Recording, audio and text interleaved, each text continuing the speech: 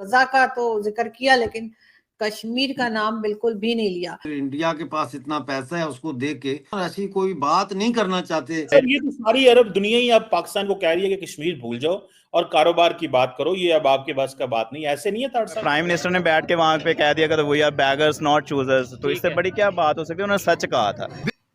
ना मोदी साहब आपका नाम लेते हैं, ना आपका डॉक्टर जयशंकर नाम लेते हैं। आपकी औकात अब ये रह गई है।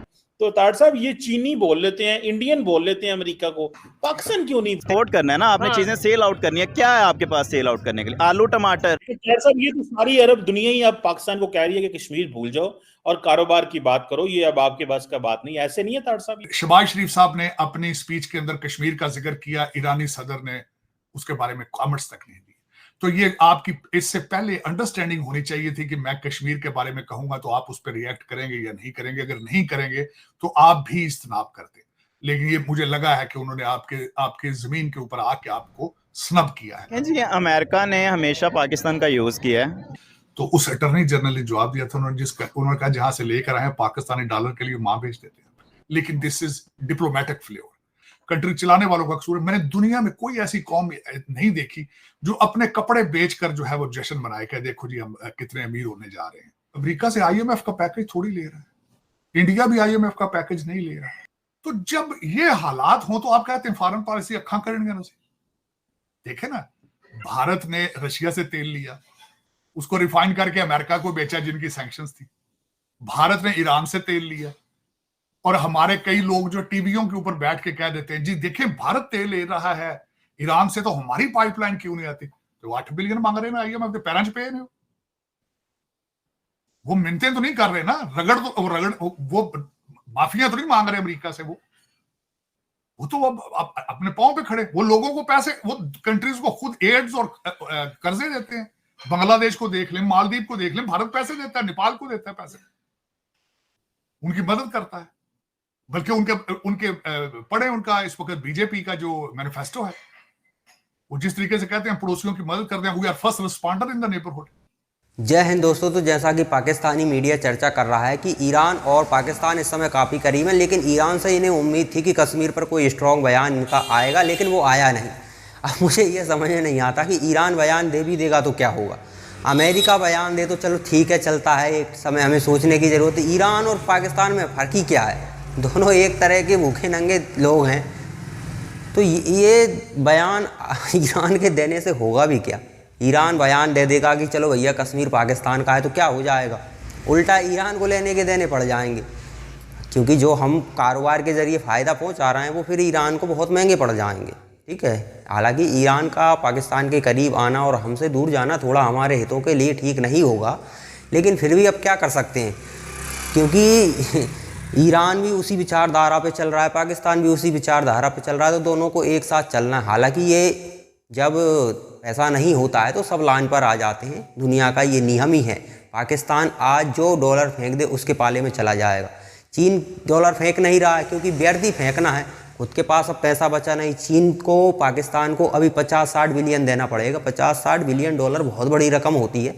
चाइना खुद को डूबने से बचाएगा कि या पाकिस्तान को मदद करेगा? और वो 50-60 बिलियन डॉलर जैसे ही दिया, एक महीने बाद फिर खड़े हो जाएंगे, क्योंकि 10-10, 20-20 बिलियन डॉलर ये लोग बांटेंगे और विदेशों में भागेंगे, तो फिर क्या बचेगा? पाकिस्तान के लिए तो कुछ बचेगा ही नहीं। तो चीन भी नहीं दे रहा है, अमेरिका भी वो थोड़ा बहुत आईएमएफ के ज़रिए दे रहा है, और वो भी अगर ये उधर जाते हैं तो आईएमएफ से भी मिलना बंद हो जाएगा, उल्टे सैंक्शंस भी लग जाएंगे, तो पाकिस्तान तो और गर्क में चला जाएगा। लेकिन ईरान अगर भारत से के खिलाफ, हालांकि गया नहीं, लेकिन भारत के खिलाफ जाता है तो उसको भी पता है कि बहुत नुकसान है। क्यों नुकसान है? क्योंकि देखिए, पहली बात तो ईरान भारत के खिलाफ तभी जाएगा जब रूस की इजाज़त होगी, क्योंकि रूस मालिक है ईरान का। अभी तक ईरान सरवाइव कर रहा है तो उसका मेन क्रेडिट जाता है रूस के लिए। रूस हमेशा परमाणु धमकी देने के लिए तैयार हो जाता है जब भी अमेरिका इजराइल हमला करने के लिए तैयार होते हैं ईरान पर। अभी क्या है कि रूस फंसा हुआ है, तो रूस ज़्यादा मतलब बीच में नहीं आ रहा है, क्योंकि अभी वो भी युद्ध में फंसा हुआ है। लेकिन ईरान इतना तो जानता है कि भारत से अगर पंगा लिया जाएगा तो फिर अमेरिका के साथ साथ एक और दुश्मन खड़ा हो जाएगा, और ये दुश्मन फिर करीबी है, काफ़ी नुकसान हमें पहुंचा सकता है आर्थिक तौर पर। कोई ऐसा नहीं है कि भारत हमला कर देगा, आर्थिक तौर पर काफ़ी नुकसान हो जाएगा, और जब पैसा नहीं पहुंचेगा तो परमाणु बम बनाने का जो सपना है वो तो सपना ही रह जाएगा, बाकी हथियार भी बनाना मुश्किल पड़ जाएगा। लेकिन पाकिस्तान का देखिए, इनको कभी ये नहीं सोचते कि कुछ ऐसा काम करें, किसी के साथ इस तरह की डील करें कि देश के लोगों को फ़ायदा हो। किसी को भी बुला लेते उससे कश्मीर के मुद्दे पर ज़रूर बोलने के लिए कहेंगे ही कहेंगे। तो चलिए पाकिस्तान का मीडिया क्या कहता है इस विषय पर देखते हैं। क्या लग रहा है आपको कि बार बार जब भी कोई आता है पाकिस्तान में या पाकिस्तान के कोई लीडर कहीं जाते हैं तो वो कश्मीर का नाम जरूर लेते हैं? क्या कोई मसला हल होगा इससे, या आपको लगता है कि अब लोगों ने इस बारे में बात करना छोड़ दिया है? नहीं, देखें, कश्मीर का मसला तो तकरीबन बैनुल-अक़वामी जो है सतह पे हल हो चुका है। लोग जो इंडिया का मौक़िफ़ है कि 26 अक्टूबर 1947 को महाराजा हरी सिंह ने इंडिया के साथ इलाक़ा का मुआहदा किया था जब पाकिस्तान ने अटैक किया, तो वो बड़ा पावरफुल लीगल डॉक्यूमेंट है। अब इसी तरह से दुनिया ने देखा है कि पाकिस्तान ने कितनी दहशतगर्दी की है इंडियन कश्मीर में, तो इसलिए वो मौक़िफ़ पाकिस्तान का कमज़ोर पड़ गया है। और दूसरी बात यह है कि इंडिया की जो इकनॉमिक बूम है और जिस तरह से इंडिया अपने आप को अब चाइना और अमेरिका के मुकाबले पे एक मंडी के तौर पर पेश कर रहा है, और सस्ती लेबर उनकी सबसे बड़ी जो कमोडिटी है वो चीप लेबर है, और उसको देख के और फिर इंडिया के पास इतना पैसा है उसको देख के लोग इंडिया के साथ अपने तल्लुकात अच्छे रखना चाहते हैं और ऐसी कोई बात नहीं करना चाहते। वो नहीं करेगा बात इस पे। जी, कश्मीर। बिल्कुल सही। लेकिन इसके अलावा आप जो है इलेक्शन अभी होने जा रहे हैं भारत में, और वो भी एक काफ़ी इम्पोर्टेंट इवेंट है जो वहाँ चल रहा है, और जाहिर है यहाँ पे इस वक्त ईरानियन प्रेसिडेंट का आना जो है यहाँ पर पाकिस्तान के लिहाज से वो भी बहुत इम्पोर्टेंट है। और यकीनन जो है वो गैस पाइपलाइन के ऊपर भी बात की जाएगी, और एक तरह से अमेरिका की तरफ से भी कहा जा रहा है कि सैंक्शंस लग सकती है। लेकिन भारत जो है वो चाबहार पोर्ट जिसका आपने नाम लिया वहां पर काम कर रहा है ईरान के साथ ही, तो आपको लगता है कि मतलब वो चाबहार पोर्ट पे काम कर सकता है, लेकिन पाकिस्तान को गैस पाइपलाइन के लिए मना किया जा रहा है?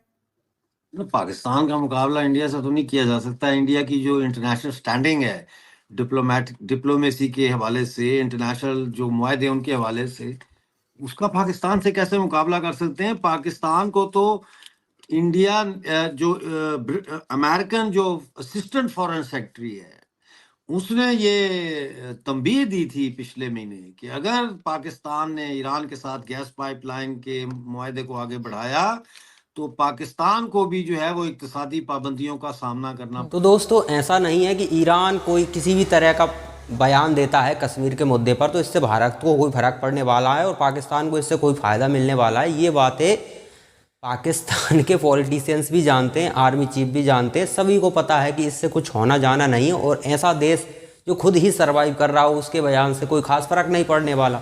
लेकिन फिर ये हर प्लेटफॉर्म पर इस तरह का बयान दिलवाना क्यों चाहते हैं?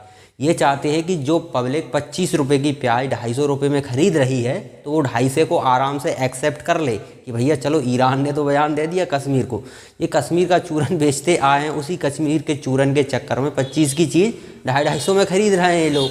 तो उससे नाराज़गी ना बढ़े, क्योंकि पाकिस्तान के पास कोई रोड मैप तो है नहीं विकास के लिए। विकास पे तो ये कभी विश्वास ही नहीं रखते, वो चीज़ें इनके मैनिफेस्टो में ही नहीं होती हैं कभी। वो उन चीज़ों पर कभी पाकिस्तानियों का विश्वास रहा है नहीं, ना पब्लिक का विश्वास रहा है, ना पॉलिटिशियंस का रहा है, ना आर्मी का रहा है। किसी का विश्वास विकास के नाम पर रहा ही नहीं है।